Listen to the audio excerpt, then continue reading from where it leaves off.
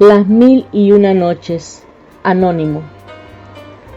Los cuentos árabes llegaron por primera vez a Occidente en el siglo XVII en una traducción del francés Galland, aunque, por lo que se sabe, hacía siglos que rodaban por todas las plazas de los mercados de Oriente. Galland tomó como base para su versión, según lo aclara Juan Bemet, un manuscrito árabe de origen sirio, y completó esta primera edición de Las Mil y Una Noches con los relatos que le transmitió por boca un maronita de Alepo llamado Hana, quien en ese entonces vivía en París. Así, llevados y marcados, sin duda, por la pluma de Galland, quien suavizó asperezas y escabrosidades del original, del mismo modo serían marcados más tarde por los estilos de muchos traductores. Apareció aproximadamente una cuarta parte de los cuentos que constituyen actualmente la versión más completa, y el volumen así concebido experimentó en la corte de Luis XIV, el Rey Sol, un éxito absoluto que provocó casi de inmediato la publicación de nuevos cuentos árabes en distintos idiomas. El éxito alcanzado por estos relatos en Occidente, curiosamente los revalorizó en el Oriente, donde no se había prestado demasiada atención a estos ciclos de cuentos orales y populares, por considerárselos indignos de lectores refinados, poco acostumbrados a la crudeza, la vulgaridad y la picaresca soez del lenguaje más llano. Se ha supuesto, gracias a estudios ulteriores, que gran parte de las fuentes originales son hindúes e incluso chinas, y que dan cuenta de una cultura matriarcal donde la mujer podía tomarse cierto tiempo y permitirse algunas vacilaciones para elegir a su prometido. Algo que aquí aparece como la dilación de la sentencia de muerte de las mujeres del sultán y que Sherezada desafía con la intriga de los relatos. También la estructura concatenada de la secuencia de los relatos se asemeja a la de las antiguas obras hindúes como el Mahabharata, y prácticamente no ha sido empleada en la literatura occidental. La invasión indoeuropea del Oriente introdujo más tarde, a través de fuentes persas, un viraje al patriarcado que confiere a los relatos de Las Mil y Una Noches sus rasgos de misoginia y condiciona al sultán a su actitud de aniquilador de mujeres, idea, por otra parte, recogida más tarde en la leyenda de Barba Azul. La mujer que elige se convierte así gradualmente en víctima del soberano, que es primero rey todopoderoso que prueba cada noche distintas mujeres hasta quedarse con la última. Las fuentes árabes, a pesar de no haber conseguido borrar todos los rastros anteriores de la misantropía matriarcal de los relatos originales, llegan al punto culminante cuando atribuyen al rey engañado por su primera esposa y desengañado luego el gesto de matar cada noche a su compañera de turno, situación en la que Sherezada se encontraría si no lograra entretener al sultán con sus apasionantes historias. En el imperio persa, uno de los 4 imperios más grandes que han existido en la antigüedad, reinó un poderoso monarca de la dinastía de los sasánidas. Según refieren las crónicas de la época, dicho monarca murió después de haber extendido sus dominios más allá del Ganges en la India y hasta las fronteras de China. Hombre lleno de gloria y poderío, amado por sus vasallos y temido por sus enemigos, llegó a ser el monarca más admirado de su época, tanto por su valor como por su sabiduría. El mayor de sus 2 únicos hijos, Cabriar, accedió al trono, pero como amaba entrañablemente a su hermano menor, compartió con él, en demostración de su afecto, la herencia de su padre y lo nombró rey de la Gran Tartaria. Así, Chasenan tomó posesión de su reino y se estableció en Samarcanda. El amor de Cabriar por su hermano Chasenan se avivó con la distancia y el tiempo que los había separado, y Cabriar sintió un día grandes deseos de volver a verlo. Con tal objeto le envió una solemne embajada rogándole que viniese. El rey de la Gran Tartaria se aprestó rápidamente a satisfacer los deseos de su hermano, dispuso órdenes para el gobierno del reino durante su ausencia, reunió los más exquisitos presentes para agasajarlo y estableció un campamento fuera de la ciudad con el fin de emprender su viaje al día siguiente. Sin embargo, en mitad de la noche sintió un profundo deseo de abrazar antes de la partida a su amada esposa. Regocijándose interiormente del placer doble que iría a proporcionarle, sorprendiéndola con una visita inesperada, se retiró a hurtadillas del campamento y sigilosamente se introdujo como un amante secreto en los aposentos de su esposa, a quien pensaba encontrar llorando sin consuelo por la prolongada ausencia que se le avecinaba. Difícil es describir la sorpresa del rey de la Gran Tartaria al ver a su amada en el lecho acompañada por un esclavo negro con quien platicaba animosamente. Semejante descubrimiento lo dejó por unos instantes inmóvil de estupor ante la imagen que sus ojos se negaban a creer, pero inmediatamente, arrebatado por la ira, se arrojó sobre los traidores y les quitó la vida. Sin comunicar a nadie lo sucedido en su propia casa, regresó rápidamente al campamento. La infidelidad de su esposa dejó al rey sumido en tan hondo pesar que ni siquiera los honores y los obsequios de todo género, ni la gran pompa con que fue recibido por su hermano, pudieron distraerlo de su melancolía.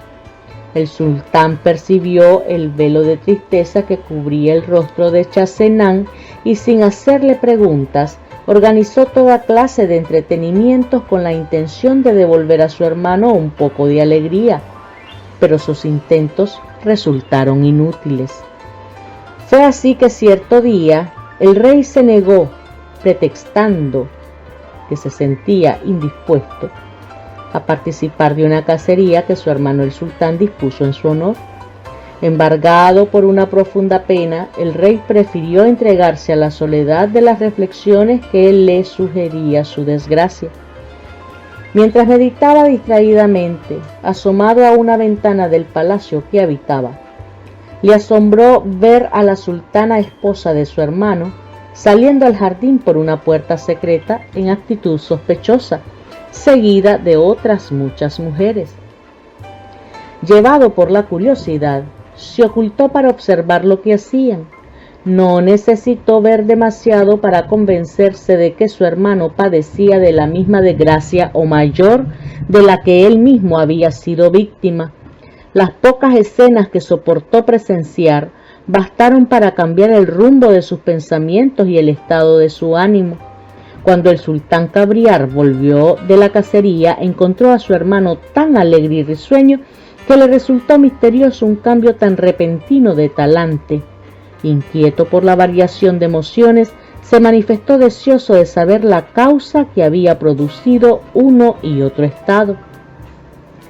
El rey de la Gran Tartaria resistió cuanto le fue posible el satisfacer la curiosidad de su hermano el sultán, pero los insistentes y cariñosos ruegos de éste lo obligaron a ceder. Con repugnancia, confesó los sucesos ocurridos en Samarcanda la noche de su partida. El sultán aprobó lo ejecutado con los dos culpables y dijo: «No es extraño que tu gran pesar tuviese una causa legítima. Alabado sea Dios que te ha enviado consuelo y también esté bien fundado y hasta sea extraordinario. ¿Por qué no comunicarlo a tu hermano?». A Chasenán le resultó en este punto mucho más arduo y delicado satisfacer la curiosidad del sultán. Se resistió a complacerlo diciéndole que temía que su confidencia le causara mayor pena que la que él había experimentado. Esta negativa no hizo más que aumentar la curiosidad del sultán, de modo que el rey de la Gran Tartaria se vio obligado a ceder. Eligió, sin demasiado cuidado, las palabras para describirle las escenas que había presenciado entre las mujeres durante su ausencia. Puso más esmero en transmitirle las reflexiones sobre su propia experiencia para calmar la irritación que le causó la conducta de su esposa la sultana. le aconsejó que se consolara como él mismo se había consolado, alertándolo sobre la ligereza y liviandad que consideró inherente al sexo frágil. A pesar del amor que profesaba su hermano, Cabriar no dio demasiado crédito a sus palabras y quiso ver por sus propios ojos si era verdad lo que el rey de Tartaria le había referido. El sultán abrigaba la secreta esperanza de que su hermano le hubiese mentido o se hubiera confundido resentido por su dolor. Planeó, para tales propósitos, una nueva cacería en la que partieron ostensiblemente con toda la corte los dos príncipes. Al llegar la noche, se escabulleron subrepticiamente y regresaron disfrazados al palacio. Al amanecer, el sultán Cabriar tuvo ante su vista la evidencia de que su hermano no lo había engañado. La sultana y sus mujeres repitieron las mismas escenas indescriptibles que el rey de la Gran Tartaria le había relatado sin pormenorizar en exceso. La infidelidad y el comportamiento amoroso de la sultana agriaron de tal manera el ánimo del sultán que decidió vengarse de ella y de todas las mujeres de una forma jamás vista hasta entonces. Comenzó ordenando que le cortaran la cabeza a la sultana infiel ante su presencia mientras ella se encontraba aún durmiendo en su lecho, e hizo morir ahogadas a todas las otras mujeres de su séquito. Luego juró por las barbas del profeta que ninguna de sus próximas mujeres le sería infiel. Adoptó para eso el medio más seguro y eficaz, propio de las costumbres del serrallo y de la barbarie de aquellos tiempos. Resolvió desposarse cada día con una mujer distinta, a la que haría matar luego de la primera noche de bodas. La ejecución de este proceder inhumano y sanguinario fue confiada a su gran visir. Este pobre hombre, a más de buen musulmán y vasallo obediente, cumplía cada mañana con la orden sanguinaria de su despótico dueño, sin atreverse a hacer el más mínimo comentario. Las desgracias jóvenes que tenían el honor de ser sultanas, por una noche perdían por ello su vida a la mañana siguiente. Pronto corrió la noticia de este proceder bárbaro en la ciudad y en el imperio. La consternación fue general, ninguna familia podía estar segura de la vida de sus doncellas y temblaban aterrorizadas esperando la orden caprichosa del sultán para entregar a la elegida. El gran visir, para su desgracia, tenía dos hijas hermosísimas, las más bellas y codiciadas del lugar. Sherezada, la mayor, además de su belleza, contaba con una inteligencia e instrucción nada comunes para aquellos tiempos y lugares, dotada de una memoria prodigiosa, un corazón noble y animada de los más generosos sentimientos, poseía además el don de la narración. Al ver la desesperación general que causaba el inhumano proceder del sultán, tomó la resolución heroica de valerse de recursos de toda clase para salvar la vida de sus congéneres. Concibió el arriesgado proyecto de cambiar el ánimo del sultán, excitando la curiosidad de aquel por medio de historias y cuentos a los que sabía era muy aficionado. Decidida a llevar adelante su plan, comunicó la resolución a su padre, el gran visir. «Padre, quiero poner término a la aflicción general y los temores de todas las doncellas, haciendo cambiar el ánimo del sultán». Aunque el padre de Sherezada confiaba en la inteligencia de su hija, manifestó escepticismo frente a sus propósitos, diciéndole que su proyecto era muy laudable, pero que el mal no tenía remedio. El gran visir quedó estupefacto y presa del horror cuando su hija le explicó que su método consistía justamente en casarse con el sultán. Inútiles y vanos resultaron los esfuerzos del sultán para persuadir a su hija de semejante proyecto. Sherezada se mantuvo firme en su deseo, afirmando: «Si logro mi objetivo, habré hecho un gran servicio a la humanidad y a mi patria». a lo que el padre respondió: no lo conseguirás, infeliz, te va a hacer lo del borrico. La heroica joven le preguntó qué le había sucedido y el gran visir procedió al relato de una fábula con el firme propósito de asustarla.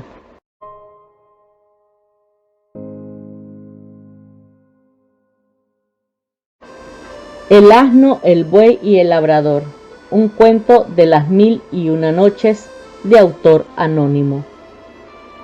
Un labrador muy afortunado, comenzó diciendo el padre de Sherezada, dueño de grandes riquezas, había recibido como Salomón el don de entender el lenguaje de los animales con la condición de no revelárselo a nadie.